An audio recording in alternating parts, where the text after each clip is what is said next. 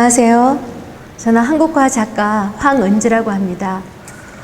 제가 인사동 갤러리 신상에서 국내 첫 개인전을 하게 되었는데요. 제 감회가 정말 새롭습니다. 개인전은 사실 작년 2019년도에 중국 베이징에서 전 세계 23개국 나라가 모여서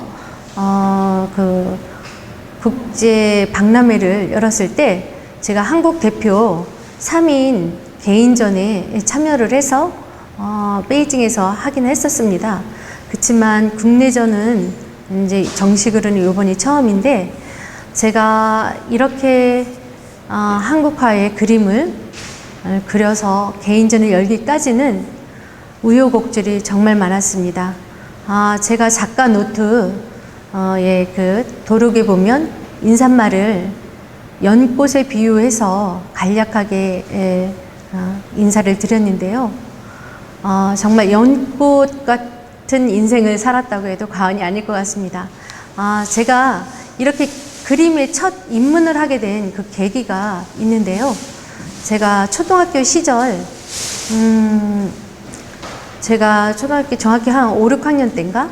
그때 우연히 제가 어린이 조선일보라는 신문을 보고 제가 그림을 여름방학 때 출품한 적이 있었어요. 신문사에, 조선일보 신문사에. 그때는 제가 개인적으로 출품을 했었는데, 뜻밖의 여름방학 그 개학을 하고 나니까 학교로다가 상장이 온 거예요. 조선일보에서. 그래서 학교 선생님들이 학교에서 제가 작품을 낸 적이 없는데 신문사에서 학교 앞으로 황은지의 이름으로 이제 상장이 오니까 선생님들이 의아해가지고 이게 어떻게 된 거냐고 한 일이 있었어요. 그래서 제가 여름방학 때 신문의 그 광고를 보고 조선일보, 어린이 소년 조선일보에 작품을 내게 돼서 공식적으로 상을 받게 된 건 그때가 처음이었었어요. 그리고 중학교 때는 클럽 활동이라고 해가지고 저희 때는 있었어요. 그 자기가 좋아하는 장르에 매주 일주일에 한 번씩 자기가 원하는 그 취미반에 들어가서 활동을 하는 그런 반이 있었는데, 중학교 때 제가 미술반에 지원을 했는데 탈락이 됐습니다. 탈락한 이유가 초등학교 시절에 미술반이었던 사람에 한해서만 중학교 때 미술반에 들어갈 수 있는 그런 조건이었던 거예요. 그래서 제가 그때 너무 상처가 깊어서, 저희 공교롭게도 그때 미술반 취미 그 클럽 활동 담당 선생님이 저희 담임 선생님이었는데, 제가 담임 선생님한테 따진 적이 있어요. 왜 미술반을 자기가 들어가고 싶으면 들어갈 수 있게 해줘야지, 초등학교 때 미술반이었던 사람이 한해서만 중학교 때 그 미술 클럽 활동을 할 수 있게끔 하는지, 그 조건이 너무 이게 차별화가 심하니 이걸 없애달라 했는데 제 말을 들어주질 않았어요. 그래서 제가 중학교 때 첫 번째 이제 상처에 이제 시련을 겪게 됩니다. 그래서 한 2, 3년 뒤에 저희 담임 선생님이었던 분이, 제가 중학교를 졸업하고 나서 고등학교 때 저희 담임 선생님이 결혼을 하게 돼서 결혼식에 쫓아갔어요. 그래서 또 따졌습니다. 선생님, 제가 중학교 때 미술반에 못 들어간 게 한이 됩니다. 선생님이 그때 좋은 조건으로만 해서 저를 미술반에 넣어줬으면 제가 정말 뭔가 하고 싶은 일을 했을 텐데 저는 상처가 너무 깊습니다. 선생님은 앞으로의 선생님의 길을 가시는 동안에 다시는 나 같은 제자한테 상처를 주지 않도록 그걸 명심해 주셨으면 좋겠는데, 제가 충고를 결혼식 날 한 거예요. 그래서 선생님 충격을 받으신 거죠. 되게 당돌한 아이였어요, 제가. 그 정도로. 그리고 이제 두 번째 시련이 찾아옵니다. 두 번째 시련은 고등학교 2학년 때인데요. 제가 이제 어느 대학을 가야 되나 진로에 대한 선택을 고등학교 2학년 때 시절에 해야 되는데, 제가 미대를 가야 될지 아니면 연극영화과를 가야 될지 그 두 가지의 그 학과를 두고 제가 고등학교 시절에 고민을 했습니다.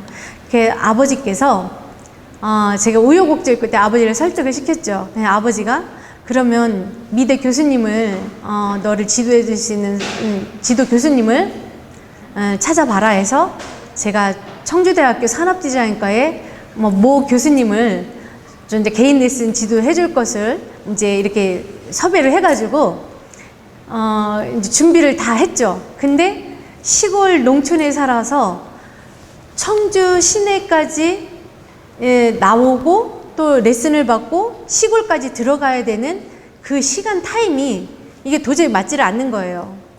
집에 오면 11시, 12시가 돼야 되는데 그때까지 버스가 안 다니는 거죠. 그때 제가 그때 뭐 한 30년 전 일이니까 한 35년 전, 한 3, 4년 전 일이라고 할까? 그때 시절에는 시골에 버스가 많이 안 다녀서 안 되는 거예요. 여건이 안 맞는 거예요. 그러니까 아버지가 그러면 너 자취나 하숙을 해라. 그리고 교수님한테 개인 레슨을 받으라고 했는데 도저히 하숙이나 자취를 하면서 스스로 제가 그 의식주를 해결하면서 다닐 자신이 없는 거예요. 그래서 제가 아버지 차를 제가 포기를 하겠습니다 해서 제가 다시 또 그때 포기를 하게 됩니다. 그래서 두 번째 시련을 겪고요. 세 번째 시련이 또 찾아옵니다. 그래도 미술에 대한 미련을 못 버려서 23살 때 제가 아버지를 또 설득을 해서 서울로 상경을 합니다. 제가 시골 충청북도 청원군 미원면이라는 시골에 살았었는데 그때 제가 아버지 건설회사의 경리로서 일을 도와주고 있을 때였어요. 그때는 제가 대학을 그 시험에 떨어져서 원하는 대학도 못 갔고 부모님들이 원하는 그 대학에는 갈 마음이 없어서 자의반 타의반 일부러 대학을 계획적으로 제가 좀 떨어지는 계획을 세워서 대학을 들어가지 않았습니다. 그래서 23살 때 강남에 한샘학원이 있어요. 뱅뱅 사거리에 있는 그 한샘학원에 입시학원을 다니면서 지하철을 타고 홍대 앞에 창조미술학원이라는 그 입시학원에 제가 들어가서 몇 개월을 또 데센과 그 구상을 대학 입시반 준비를 했던 시절이 있었어요. 그런데 공교롭게도 대학 시험을 몇 달을 앞두고 아버지가 다시 저를 또 불러내립니다. 너가 없어서 회사가 돌아가지 않으니 다시 짐을 싸갖고 청주로 내려와라 라고 이제 명령을 해서 또 미대 시험을 치르기 전에 다시 또 짐을 꾸려갖고 다시 시골 미원으로 다시 들어가는 계기가 됩니다. 그래서 세 번째 시련이 있었죠. 그리고 또 제가 30대 시절에는 동경에서 유학을 했던 시절이 있었는데 그때도 동경에서 제가 또 붓을 잡은 일이 있었어요. 그때 또 공교롭게도 제가 그때는 공부도 하랴 뭐 사업도 하랴 벌려놓은 일들이 있었는데 제가 이제 일생일대에 큰 시련이 찾아옵니다. 모든 거를 이제 다 정리를 하고 한국으로 이제 귀국을 해서 들어와서 정착을 하면서 제가 이제 내가 이렇게 하루하루 살다가 세상을 떠난다면 정말 무의미하고 정말 좋아하는 게 뭔지 내가 정말 찾아야 될 것 같아서 제가 고심한 끝에 진정 내가 가장 좋아하는 게 뭔가 생각해 봤더니 역시나 제 영혼 속에서 나는 어렸을 때부터 정말 그림을 너무 하고 싶었는데 내가 40을 바라보는 36, 7, 8 그 나이대가 되도록 한 번도 그림에 열정을 쏟아본 일이 없었던 거예요. 그래서 제가 각오를 합니다. 그래, 내가 하루를 살다 죽어도 이제는 내가 가장 하고 싶었던 그림을 해봐야 되겠다라는 각오를 해서 제가 문인화를 시작을 합니다. 청주에서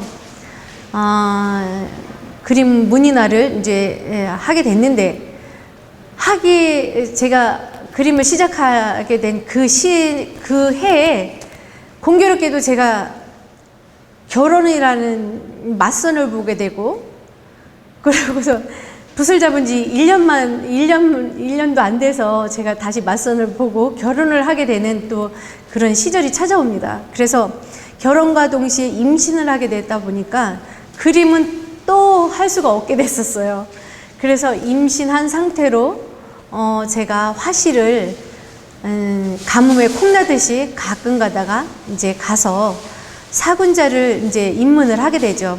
그러니까 배가 불러올 때까지 가끔씩 이제 시간이 짬날 때마다 이제 사군자 그림을 하게 됐고 그러고 이제 아기를 출산하고 한 5년이라는 세월이 흘렀어요. 그러다가 가뭄에 콩나듯이 어떻게 출품한 것이 한일 미술 소품 서예대전이라는 그런 그 소속에서 제가 이제 문이나 초대 작가로 등단을 하게 됩니다. 등단을 하는 동시에 제가 문인화로서 이제 그때부터 활동한 것이 아니라 초대 작가가 되는 그 순간부터 초대 작가 출품 전에는 저 나름대로의 창작을 한 그림을 이제 선보이게 됩니다. 그 첫 작품이 지금 저 뒤쪽으로 보이는 꽃게 시리즈 1, 2가 되겠는데요. 저 꽃게 작품과 학그림이 저의 인생의 첫 창작품이 됩니다. 그래서 제가 꽃게나 학을 누구한테 배운 일이 없는데 제가 책을 보고 이제 그걸 혼자 독학을 해서 제가 이제 독학한 그 꽃게 그림으로 정식으로 이제 한국화를 이제 입문을 하게 된 계기가 됐습니다. 그때부터 초대 작가가 된 이후로 문인화는 이미 졸업을 하게 된 계기가 됐고요. 새롭게 한국화를 접하면서 어느 누구한테 배우지 않은 한국화를 저만의 그림으로 제가 독학을 해서 이제 한 점 한 점 초대 작가 출품을 하게 되게 됩니다. 그것이 한국화를 입문한 첫 발을 내딘 계기인데요. 어찌 보면 한국화는 저한테는 스승이 없는 케이스입니다. 그래서 하다 보니 이제 꽃게 그림과 학도 그리고 그러다가 문인화를 한국화로 이제 재해석해서 저만의 문인화를 갖다가 한국화로 제가 이제 승화시켜서 그림을 그리게 됐고요. 그러다가 중간에 제가 이제 그 한 분의 한국화 선생님을 만나게 됩니다. 한국화 선생님을 만나서 잠깐 한 3개월 정도의 잠깐 이제 인연이 닿았던 최 작가님이라고 계신데 그 작가님을 통해서 제가 이제 잠깐의 어떤 그 먹선을 활용해서 1월 오봉들을 그릴 수 있는 그 동기를 잡게 됩니다. 그래서 그것도 잠깐의 인연으로 오래 가지는 못했고요.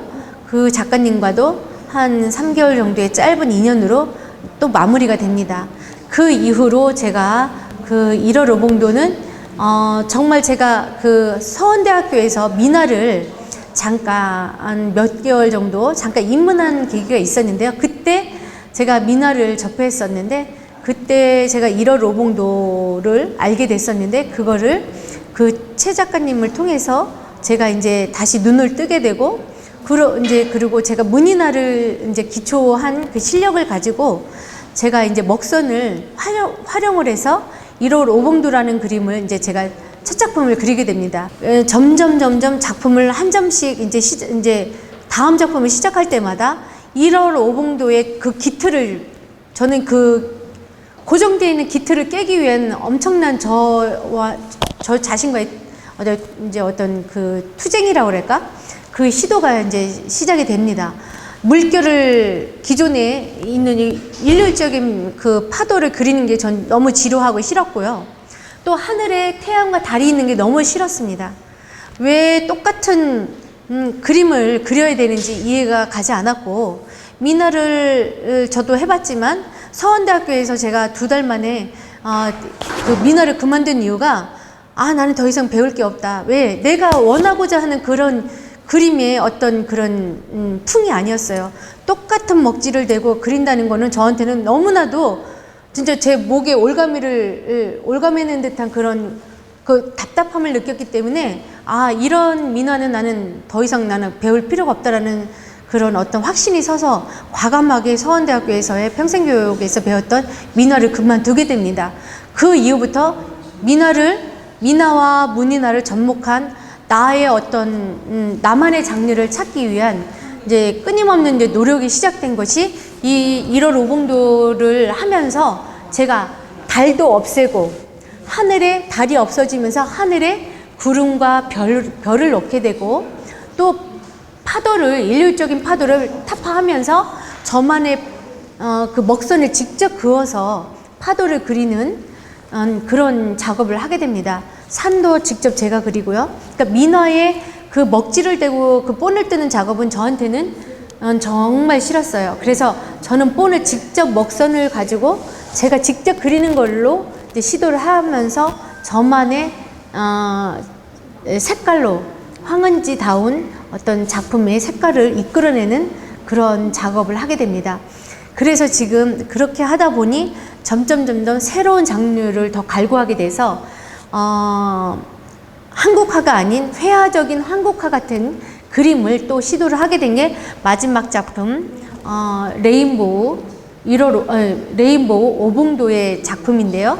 이제 그렇게 회화적인 작품으로 점점 승화시켜서 제가 작업을 여기까지 하게 됐습니다. 그래서 저희 작품은 앞으로 지금까지 보여준 거는 이제 시작에 불과하고요. 앞으로 제가 여러분들께 선보일 작품들은 저도 기대가 됩니다. 어떤 작품이 이제 탄생이 될지는 저도 해봐야 아는데요. 앞으로 많은 관심과 사랑을 주셨으면 좋겠습니다.